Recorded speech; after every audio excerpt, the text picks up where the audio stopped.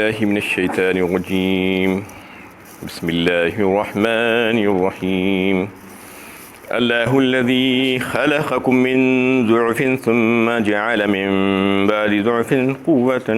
ثم جعل من بعد قوة ضعفا وشيبة يخلق ما يشاء وهو العليم القدير۔ اللہ ہی تو ہے جس نے تم کو کمزور حالت میں پیدا کیا، پھر کمزوری کے بعد طاقتور بنایا، پھر طاقت کے بعد کمزوری اور بڑھاپے میں تبدیل کر دیا۔ وہ جو چاہتا ہے پیدا فرماتا ہے اور وہی سب کچھ جاننے والا اور بڑی قدرت والا ہے۔ یہ سورہ روم کی 54 نمبر کی آیت ہے۔ اس میں اللہ تعالیٰ نے انسان کو اس کا ماضی اور مستقبل یاد دلایا ہے کہ جوانی کی حالت میں انسان بڑا طاقتور ہوتا ہے اور اس کو کوئی چیز سمجھ میں نہیں آتی اور کسی کا لحاظ نہیں کرتا۔ وہ اس وقت اس کو حدود کی پابندی بڑی بری لگتی ہے اور مشکل لگتی ہے، تو اس کو یہاں پر یہ بات بتائی گئی ہے کہ دیکھو، قوت اور ضعف کے اعتبار سے انسانی وجود کا ایک مکمل خاکہ پیش کیا گیا ہے اور بتایا گیا ہے کہ تمہاری ابتدا بھی کمزور اور انتہا بھی کمزور۔ یعنی انسان اگر اس کی ابتدا پہ غور و فکر کرے بگننگ پر، تو اس کو پتہ چلے گا کہ کتنی کمزور اور نحیف، اور پھر انتہا جو اینڈنگ جو انسان کی ہوتی ہے وہ بھی کیسی کمزور ہے۔ اس کو اللہ تعالیٰ نے یہاں پر ظاہر فرمایا ہے کہ جو عقلمند انسان ہے وہ اپنی زندگی ان دونوں ادوار کو سامنے رکھ کر طے کرتا ہے۔ اپنی بچپن جو اس کا ماضی تھا، پیدائش، اس کے بعد کا معاملہ، اس کے بعد پھر جوانی کے بعد کا جو حصہ ہے، آخری حصہ بڑھاپے کا، وہ اس کے سامنے اگر رہے ماضی اور مستقبل، تو پھر اس کی زندگی اچھی بہترین ہوگی اور وہ کامیاب انسان ہوگا۔ تو انسان کی زندگی کی اگر بگننگ، شروعات، ابتدا اگر دیکھی جائے تو پتہ چلے کہ اللہ تعالیٰ نے اس کو کس چیز سے بنایا، کیسی بے حیثیت، بے وقت، پانی کا ایک قطرہ، انتہائی نجس و ناپاک اور گھنونا، اور اس کی کوئی حیثیت نہیں، اور وہ گندا جو لگ جائے تو اس کو غسل کرنا پڑے، تو ایسے پانی کے خطرے سے اللہ تعالیٰ نے انسان کے وجود کی تشکیل فرمائی، اور پھر کیسا درجہ بدرجہ اللہ تعالیٰ نے اس کو آگے بڑھایا۔ یخلقکم فی بطون امہاتکم خلقا من بعد خلق فی ظلمات ثلاث کہا۔ سورہ زمر پارہ 23 میں اللہ تعالیٰ نے فرما دیا کہ اللہ تعالیٰ کیسے اس کو آگے بڑھاتے ہیں، اور پھر سورہ مومنون میں اللہ تعالیٰ نے اس کا تذکرہ کیا کہ یہ حقیر پانی کے خطرے کو ہم نے کیسا ایک انسانی شکل، انسانی وجود دے دیا۔ ثم خلقنا النطفة علقة فخلقنا العلقة مضغة فخلقنا المضغة عظاما فكسونا العظام لحما ثم انشأناه خلقا آخر فتبارك الله احسن الخالقین۔ اس میں اللہ تعالیٰ نے ایک کے بعد دیگر جو اسٹیج انسان کی پیدائش کے ماں کے پیٹ میں جو ہوتے ہیں اس کا تذکرہ اس میں فرمایا ہے کہ سب سے پہلے ہم نطفہ بناتے ہیں، پھر نطفے کو ایک جمے ہوئے خون میں تبدیل کرتے ہیں، منجمد خون، اس کے بعد گوشت کی بوٹی بناتے ہیں، پھر وہ گوشت کو ہڈیوں میں بدل دیتے ہیں، تبدیل کر دیتے ہیں تاکہ تمہارا اسٹرکچر مضبوط ہو جائے۔ خالی گوشت کا لوتھڑا اگر رہ جاتا تو انسان کیا کام کر سکتا تھا؟ چل پھر نہیں سکتا تھا، کسی کام کے قابل نہیں رہتا تھا۔ وہی گوشت کو اللہ تعالیٰ ہڈیوں میں تبدیل کر دیتے ہیں، اور پھر ہڈیوں کے اوپر پھر سے گوشت چڑھاتے ہیں، پٹھے، مسلس اور رگیں یہ سب لگا دیتے ہیں۔ اس کے بعد اللہ تعالیٰ فرماتے ہیں کہ ہم نے انسان کو ایک بہترین شکل دے کر ایک مختلف شکل میں اس کو نکال دیا، ایک مختلف مخلوق بنا کر۔ فتبارک اللہ احسن الخالقین، بابرکت ہے وہ اللہ جو سب سے بڑا اور بہترین پیدا کرنے والا ہے۔ تو اس طریقے سے اللہ تعالیٰ انسان کی پیدائش کے مختلف ادوار کو اظہار فرمائے ہیں سورہ مومنون میں۔ اور پھر نئے 4 مہینے کے اندر اندر، اس سے پہلے بھی یہ بات تفصیل کے ساتھ آ چکی تھی کہ 120 دن کے اندر اللہ تعالیٰ انسان کی سارے اعضاء کی تکمیل کر دیتے ہیں انسان ماں کے پیٹ میں، اور صرف 4 مہینے کے بعد 2 مہینے جو ہوتے ہیں وہ 2 مہینے میں جو مکمل کرتے ہیں اس کو بعض چیزوں کو، لیکن 4 مہینے میں تقریباً انسان بن جاتا ہے۔ اس کے سارے اعضاء و جوارح اللہ تعالیٰ اس کی شکل دے دیتے ہیں، اور پھر اس میں روح پھونک دی جاتی ہے 4 مہینے کے اندر ہی۔ فسواہ ونفخ فیہ من روحہ وجعل لکم السمع والابصار والافئدہ قلیلا ما تشکرون۔ پھر اس کے کان، اس کی آنکھیں، اس کے دل و دماغ سب چیزیں بن جاتی ہیں، روح پھونک دی جاتی ہے۔ ایک مکمل انسان 4 مہینے کے اندر تیار کر دیا جاتا ہے، اور ایسے ایسے نازک مشینز اس میں لگا دیے جاتے ہیں۔ ایک چلتی پھرتی فیکٹری ہے وہ ایک انسان کو اگر آپ دیکھیں اندازہ لگائیں تو کتنے مشینریز ہیں اس کے پاس اندر، کتنے نظام، کتنے سسٹمز کام کر رہے ہیں، یعنی سبوں سے نظام جو ہے سسٹمز کام کر رہے ہیں، اس میں کس نے لگایا اور وہ کہاں پر یہ جو ہے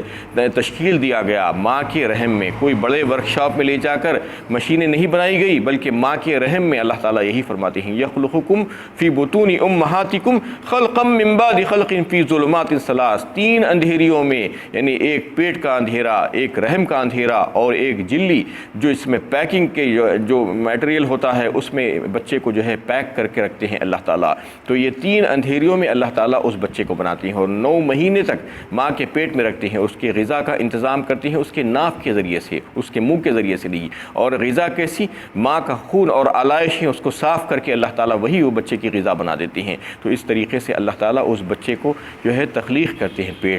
پیٹ میں رکھ کر اس کے ساری چیزیں بناتے ہیں، اس کے سارے اعضا بنا دیتے ہیں، اور پھر اس کو جو ہے ایک سنتا اور دیکھتا انسان بنا کر ایک پورا مکمل انسانی وجود دے کر اس کو باہر لاتے ہیں۔ ثم السبیل یسرہ کہا پھر اس کے بعد سورہ عبس پارہ 30 میں، یعنی ایسی جگہ سے باہر لاتے ہیں کہ اتنی تنگ جگہ، وہ جگہ کو اللہ تعالیٰ آسان کر دیتے ہیں اس کے نکلنے کے لیے۔ ثم السبیل یسرہ، اور پھر جب باہر آتا ہے وہ تو اس کو کچھ بھی نہیں معلوم، یعنی اخرجکم فی بطون امہاتکم لا تعلمون شیئا کہا اللہ تعالیٰ نے ایک مقام پر، کچھ بھی نہیں جانتا، وہ اتنا کمزور، اتنا بے بس اور اتنا مجبور کہ وہ اپنی کسی قسم کی کوئی حاجت کسی سے نہیں مانگ سکتا اور اپنی کوئی تکلیف دور نہیں کر سکتا۔ کوئی اس کو گرا دے پڑا دے تو وہ مر جائے، ختم ہو جائے، اس کے اوپر ہاتھ یا پیر پڑ جائے تو وہ جو ہے اس کی زندگی ختم ہو جائے، اور پھر وہ اپنی حاجتیں کہیں جو ہے طلب نہیں کر سکتا۔ تو اللہ تعالیٰ اس کو علم عطا فرماتے ہیں اپنی قدرت سے۔ سب سے پہلا علم اللہ تعالیٰ جو اس کو عطا فرماتے ہیں، جو سکھاتے ہیں، وہ جو ہے رونا سکھاتے ہیں۔ وہ روتا ہے تو اس کے ماں باپ اس کے قریب آتے ہیں اس کی تکلیف دور کرنے کے لیے، کیا اس کو بھوک لگی ہے یا اور کوئی تکلیف ہے یا سردی گرمی ہے، اس کو یہ دیکھتے ہیں ماں باپ آ کر۔ اس کے بعد اس کو دوسری تعلیم جو ہوتی ہے وہ اس کے ہونٹوں اور مسوڑوں کے ذریعے سے اللہ تعالیٰ اس کو مضبوط کرتے ہیں اور ماں کی چھاتیوں کو چوس کر وہ دودھ حاصل کرنا سیکھ جاتا ہے۔ اس کو کون سکھاتے ہیں؟ رونا، اور یہ اس کے ہونٹوں سے جو ہے ماں کی چھاتیوں کو پکڑ کر دودھ کو چوس کر نکالنا، یہ اللہ تعالیٰ سکھاتے ہیں۔ یہ 2 فن اس کو اللہ تعالیٰ سکھا دیتے ہیں، تو پر اس کے ذریعے سے وہ آگے بڑھتا ہے، نشو و نما پاتا ہے، آہستہ آہستہ اس کے جو ہے دانت نکل آتے ہیں، اس کے پیٹ میں جو ہے یعنی زیادہ جو ہے کھانے کی صلاحیت پیدا ہوتی ہے، سخت چیزیں کھانے کی صلاحیت پیدا ہوتی ہے۔ آہستہ آہستہ وہ غذائیں اللہ تعالیٰ اس کو کھلاتے ہیں، اس کے لیے اس کو آسان کر دیتے ہیں، اس کو چلنا پھرنا سکھاتے ہیں، اور پھر وہ بچپنا اور بلوغت اور پھر جوانی کو پہنچتا ہے۔ وہ جوانی کو جب پہنچتا ہے تو جوانی دیوانی اور اتنی یعنی اپنے آپ کو جو ہے ایسا محسوس کرتا ہے کہ میں پہاڑوں سے ٹکرا لوں گا اور جو ہے چاند اور مریخ پر کمند ڈال دوں گا اور ہر ایک سے لڑ لوں گا اور میرے برابر کو نہیں۔ قالوا اشد منا قوہ کہنے لگتا ہے، من قالوا اشد منا قوہ، یعنی کہتا ہے کہ مجھ سے زیادہ طاقتور، مجھ سے زیادہ زوراور کوئی ہے دنیا میں؟ کوئی مجھ سے مقابلہ کر سکتا ہے؟ قالوا اشد منا قوہ اولم يروا ان اللہ الذی خلقهم هو اشد منهم قوہ۔ اللہ تعالیٰ فرماتے ہیں کہ یہ بیوقوف کو یہ نہیں معلوم، کیا یہ دیکھ نہیں رہا ہے کہ اس کو جو پیدا کرنے والی ذات ہے وہ اس سے بہت زیادہ طاقتور ہے، بہت زیادہ زوراور ہے۔ تو اس طریقے سے وہ جو ہے آگے بڑھتا ہے اور اپنی جوانی کو جو ہے پاتا ہے، اور جوانی میں اللہ تعالیٰ اس کو پوری قوت عطا فرماتے ہیں۔ اور بتایا جاتا ہے کہ جوانی کی جو عمر ہوتی ہے وہ 33 سال ہے۔ اصل میں 33 سال میں انسان کو مکمل قوت حاصل ہو جاتی ہے، اور 33 سال سے لے کے 40 سال تک انسان پوری قوت پر رہتا ہے۔ 40 سال کے بعد پھر سے جو ہے اس میں توڑ پھوڑ شروع ہو جاتی ہے، انحطاط شروع ہو جاتا ہے اس کی باڈی میں، اور جو ہے کمزوریاں شروع ہو جاتی ہیں، ہاتھ پیر میں ضعف شروع ہو جاتا ہے۔ اللہ تعالیٰ یہ بتانا چاہ رہے ہیں کہ دیکھو یہ جوانی کی جو عمر ہے یہ جو ہے تھوڑا سا عرصہ ہے تمہارا، اور جو ہے ابتدا اور انتہا تمہاری بہت کمزور ہے، یعنی تھوڑے سے عرصے کے لیے، تھوڑے سے وقفے کے لیے تم کو یہ عمر دی گئی ہے، یہ لمحہ یہ ہے تمہیں دیا گیا ہے، اور اس میں تم اس کا غلط استعمال مت کرو۔ اس کے بعد آنے والا جو دور ہے اس کے بارے میں تم غور و فکر کرو، تم اس کو روک نہیں سکتے۔ کوئی انسان انسان نہیں چاہتا کہ بوڑھا ہونا، لیکن وہ بوڑھا ہوتا جاتا ہے اور اس کی طاقت کمزور ہوتی جاتی ہے، اس کے ہاتھ پیر کی گرفت کمزور ہوتی جاتی ہے، اس کی سماعت کمزور ہو جاتی ہے، اس کی بصارت کمزور ہو جاتی ہے، اس کے دانت گرنے لگ جاتے ہیں، بال سفید ہونے لگتے ہیں۔ یہ سب چیزیں جو ہے خود بخود آہستہ آہستہ بتدریج اللہ تعالیٰ اس کو ایک جگہ سے دوسری جگہ لے کر جاتے ہیں، یعنی جوانی کے بعد سے اس کو بڑھاپے کی شکل دی جاتی ہے۔ تو یہ تیسرا مرحلہ ہے، یعنی پھر سے کمزوری آنا شروع ہو گئی، اور جو ہے یہ کمزوری جاتے جاتے جاتے ایسی ہو جاتی ہے کہ بسا اوقات تو نکمی عمر، ارذل العمر کہا اللہ تعالیٰ نے، اور ارذل عمر سے نبی صلی اللہ علیہ وسلم نے پناہ مانگی تھی کہ مجھے ارذل عمر سے بچائے رکھیے۔ یعنی بعض دفعہ ایسا ہوتا ہے کہ ارذل عمر اتنی تکلیف دہ ہو جاتی ہے انسان کے لیے کہ وہ کچھ بھی جو ہے نہیں سمجھ سکتا، بالکل بچوں کی چیز کیفیت ہو جاتی ہے، جو کچھ بھی سیکھا تھا پڑھا تھا وہ سب بھول گیا اور بچوں جیسی باتیں کرنے لگا، کوئی کام میں دل نہیں لگتا، کوئی چیز کھا پی کر ہضم نہیں کر سکتا، کوئی کام کر کے انجوائے نہیں کر سکتا، عبادتیں نہیں کر سکتا، کہیں جا آ نہیں سکتا، پیروں کی طاقت نہیں، قوت نہیں، جسم میں قوت نہیں، اور دکھتا ہی نہیں ہے، نظر نہیں آتا ہے، سنائی نہیں دیتا ہے، یہ سب چیزیں ہو جاتی ہے۔ ارذل عمر اسے کہا تھا، نکمی عمر، بیکار عمر، جس سے کسی کو کوئی فائدہ نہیں، اس کو بھی فائدہ نہیں اور اطراف و اکناف کے لوگوں کو بھی فائدہ نہیں۔ تو یہ حالت جو ہے ہو جاتی ہے انسان کی۔ اللہ تعالیٰ یہ بتانا چاہ رہے ہیں کہ دیکھو یہ کیفیت میں تم آنے والے ہو، یعنی دو ادوار تمہارے جو ہے ابتدا کے اور انتہا کے جو ہے وہ بہت ہی کمزور ہے، وہ بہت ہی ضعیف ہے، اور اس کے درمیان تمہیں جو ہے ایک زبردست قوت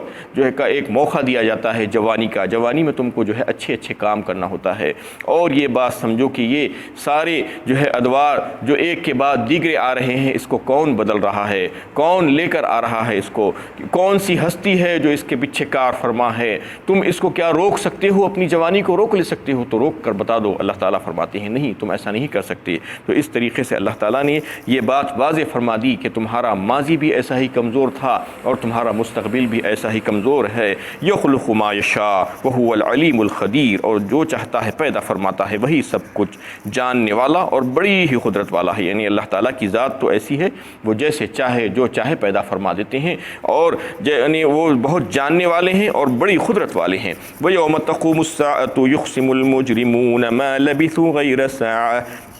كَذَلِكَ كَانُوا يُؤْفَكُونَ، اور جس دن قیامت برپا ہوگی گنہگار قسمیں کھائیں گے اور کہیں گے کہ وہ برزخ میں گھڑی بھر سے زیادہ نہیں رہے، اس طرح دنیا کی زندگی میں لوگ آخرت کے تعلق سے دھوکہ ہی کھاتے رہے۔ اس میں اللہ تعالیٰ ان کفار کا تذکرہ، مجرمین کا تذکرہ کر رہے ہیں کہ جب قیامت برپا ہوگی تو اس کی ہولناکیوں کو دیکھ کر وہ کفار کو جب یاد آئے گا اور یہ کہیں گے کہ ہم تو دنیا میں ایک گھڑی ہی رہے تھے، زیادہ نہیں رہے تھے، کیونکہ عیش و عشرت میں رہنے کے بعد جب تکلیف میں جاتا ہے انسان تو اس کی فطرت میں ہے کہ وہ عیش و عشرت بہت جلد بھول جاتا ہے، اسے یاد ہی نہیں رہتا کہ وہ کوئی عیش و عشرت کی زندگی بھی گزارا تھا۔ تو وہاں جا کر وہ جو ہے جھوٹ بولے گا یا یہ سمجھے گا کہ میری دنیا کی زندگی یا برزخ کی زندگی بالکل ایک ہی گھڑی کی تھی۔ اور جو ہے اللہ تعالیٰ فرماتے ہیں کہ یعنی برزخ یعنی محشر میں جو ہوں گے موقف، وہ مختلف قسم کے موقف ہوں گے۔ ایک پہلا موقف یہ ہوگا کہ انسان کو اللہ تعالیٰ سب کچھ بولنے کی اجازت دے دیں گے، اور وہاں پر جو چاہے بولو، جھوٹ بولو یا سچ بولو۔